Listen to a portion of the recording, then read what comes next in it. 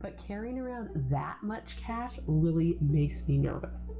Welcome, I'm Lena. Today I'm talking about cash stuffing. What is it? How does it work? When does it work best? And I'm also going to share with you my alternative to cash stuffing and showing you how that works for us.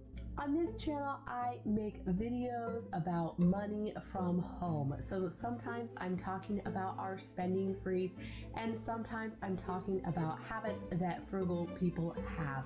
Come and be a part of it by hitting that subscribe button so that you don't miss any of my future uploads.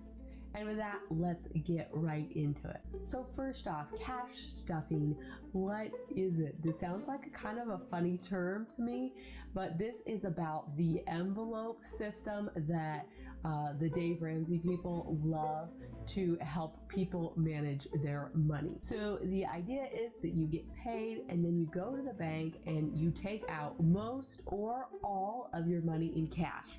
So then you've got a bunch of cash in your hand, and then you divvy it out to different envelopes like this, or you could get just one of those paper envelopes and you are putting a little bit of cash in each category. So that's what you're doing when you're cash stuffing, is you're stuffing your envelopes with cash, which is kind of cool and fun. So it's recommended that you have a category or an envelope for all the categories that have some amount of variability to them. So you might not have an envelope for your rent or your mortgage or your phone bill or your internet bill, because you might pay those online and that amount is not going to change. And it doesn't matter how frugal you're feeling that month, you're not going to change how much money is spent in that category by putting it in cash. So some may recommend that you use the cash stuffing strategy forever, but I think it has a very specific time that it works really well. So cash stuffing really works when you are at the beginning of your debt payoff journey, or you're at the beginning of a major change in how you spend your money. Sometimes we need a big wake-up call at the beginning of our debt payoff journey. We need to see our money. We need to feel when it runs out, and we need that to be super visible to us. So cash stuffing can be super useful at that time when you just need a brand new start and you need to do something, and it needs to be dramatic and visible. Then you have all your categories, and then you can see when your money runs out. So if you are set for an intense period of trying to save money, watch every dollar you spend, this is kind of your first go at this, cash stuffing really could be for you. So get set up with your envelopes. It doesn't have to be fancy. Pick your categories and then decide how much money you're going to put in each one, and then carry that with you to the store so that you know exactly when you're out of money and you need to stop spending in that category. If you really want to get fancy with your cash stuffing strategy, Rachel Cruz has a wallet that has the different categories and it has a bunch of envelope compartments in it. So check that out if you really want to make this style of budgeting work for your life.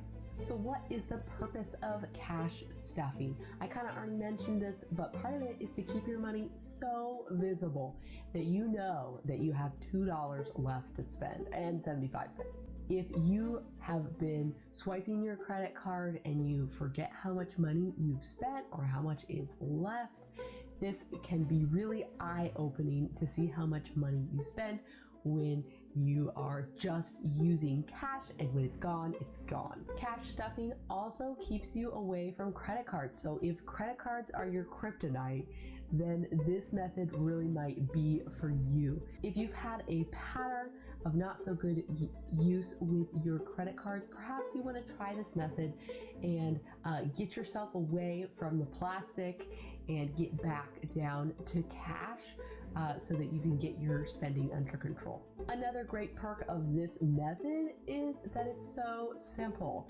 There's no arguing about how much money is left. There's no creative accounting. When the envelope is empty, the envelope is empty. And that's a little scary sometimes to realize that you're at the end of your money. And this can be a great lesson, especially at the beginning, is when you're at the end of your money, what do? You have to stop spending money, which is so hard. Is this method really practical long term?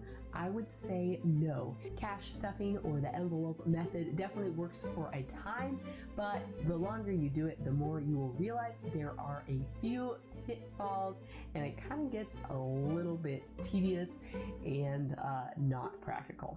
So one of the things we noticed about cash stuffing is when you're at the grocery store, if you are buying from more than one category, it gets kind of complicated unless you have exact change or you make more than one order. So if you have a grocery envelope and a household envelope, you could end up with 3 separate orders. So the next question is, do you really want to be carrying that much cash around?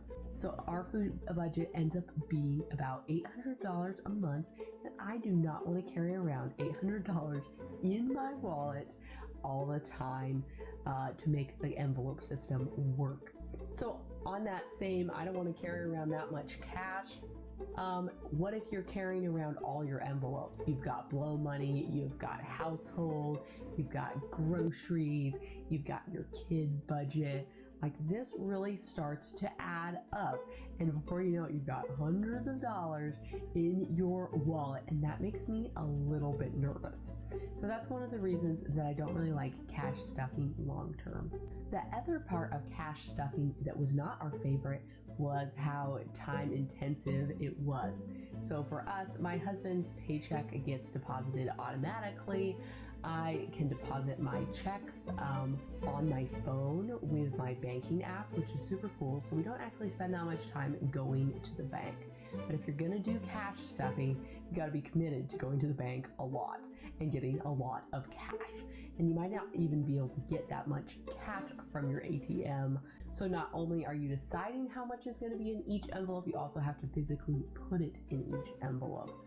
And that is definitely an extra step that I'd like to avoid.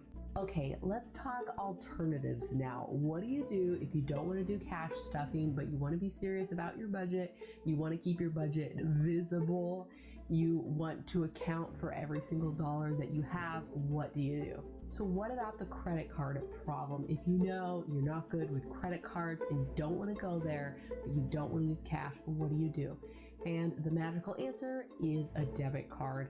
So the debit card is linked directly to your account, so the money gets taken out right away. You can visibly see that it has disappeared from your account, and it hurts right away instead of the delayed bill from the credit card later.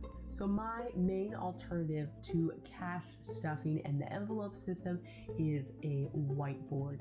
We have a magnetic whiteboard that lives on the front of our fridge. So this is incredibly visible. We can see all the money that we put on that whiteboard. This has been one of my favorite purchases. It was really not that expensive. I'll try to show you a picture here somewhere. I feel like it was less than 20 bucks for this whiteboard, and we use it all the time. So if you're anything like us, you know, we eat at least 3 times a day, probably more, which means we're opening the fridge 3 times a day, which means we're looking at the status of our money at least 3 times a day. So definitely keeping it in front of our eyes, like, oh, we just bought tabs and it cost us $88. We need to figure out how we're going to pay for that and where that money is coming from. And we're looking at it all the time. So we're not forgetting, and it's not getting lost in a pile of paperwork somewhere, because it is right there. So you could have all your budget categories right on your whiteboard. You could say, okay, food, $600, household, $100. And then every time you made a purchase, you could subtract it from that total. So you could mimic what's like to do the cash stuffing envelope system if you wanted. That's not entirely how we use it. We use it for like discretionary funds, like our blow money. We definitely keep track of that. We also use the whiteboard to keep track of our taxes and my studio budget when I make purchases for that, and all those random things that come up. those go on the whiteboard until we figure out how we're going to pay for them so we don't forget about them. We also keep track of our goals on the board. Like before we transfer the money to its final destination, like an investment account, we are adding that up on our whiteboard on our fridge so that we can see how far we've gotten. So we're like, okay, I'm adding $100 to this investment account. And it's not transferred when it's on the board, but we can keep track and keep adding money to that. Because I know people have like, okay, I have my vacation fund envelope. And then you can count how much cash you have in that envelope. But if you don't want to use cash, you could just put it on the whiteboard and keep adding to it that way.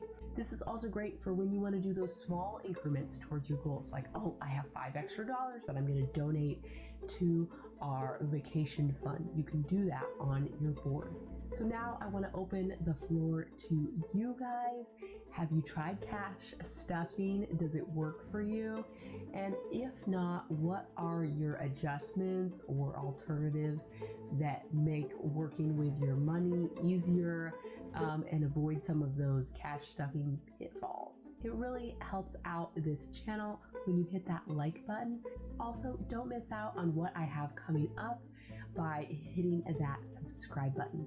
Thank you so much for watching. I really appreciate it. Hope to see you in the next one. Bye for now.